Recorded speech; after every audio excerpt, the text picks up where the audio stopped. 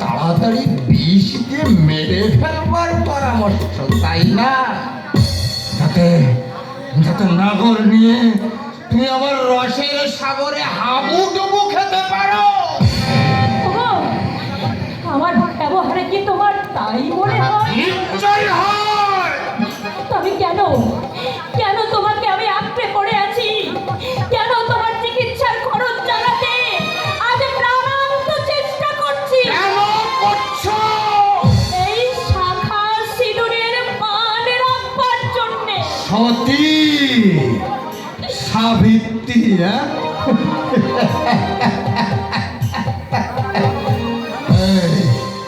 কাল রাত 12টা পর্যন্ত তুমি কোথায় ছিলে? ওই পলাশের সঙ্গে আবার কবে থেকে তুমি রাসলীলা মারছ? কি হলো, উত্তর দিচ্ছ না যে? বড় তুমি তো শুনতে চেও না। তুমি তো কেন চাইব না? ও তাহলে রাসলীলা ব্যাঘাত ঘটবে বুঝি? একান্তই তুমি শুনতে চাও? হ্যাঁ চাই। তবে শোনো, কাল রাত 12টা পর্যন্ত আমি নাইট হোটেলে ছিলাম। আমাকে বাঁচাবার জন্যে টাকার প্রয়োজনে আমি নাচতে গিয়েছিলাম। আরো শুনবে, হোটেলের ম্যানেজার জোর করে আমাকে ভোগ করতে চেয়েছিল। পলাশ সেখানে উপস্থিত হয়ে আমাকে রক্ষা করে, কারণ পলাশ সেই হোটেলেই কাজ করত। আমার ইজ্জত বাঁচাবার অপরাধে পলাশের চাকরিটাও চলে গেছে। সব তোমাদের সাজানো কথা।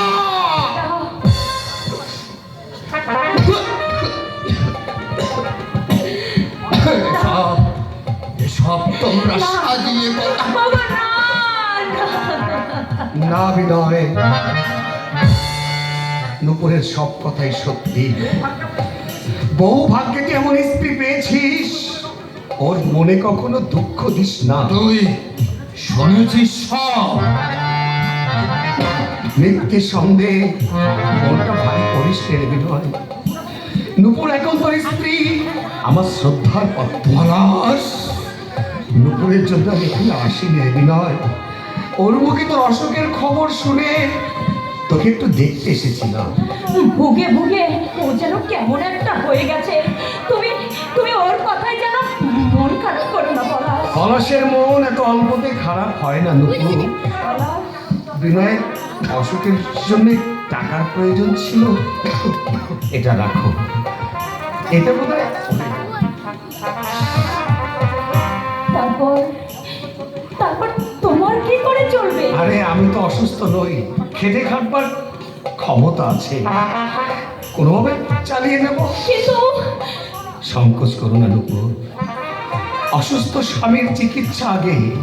তাছাড়া বন্ধুর দুর্দিনে যদি বন্ধু এগিয়ে না আসে, তাহলে সেই বন্ধুত্বের সার্থকতা কোথায়? পলাশ, তুই আমাকে ক্ষমা করে দে মা। আমি আমি প্রতারক বিনয়, আমি আমি নুপুরকে তোর কাছ থেকে ছিনিয়ে তোর দীর্ঘ শ্বাসে হয়তো হয়তো আজ আমি মৃত্যুর দুয়ারে। না না, না, এ কি বলছিস?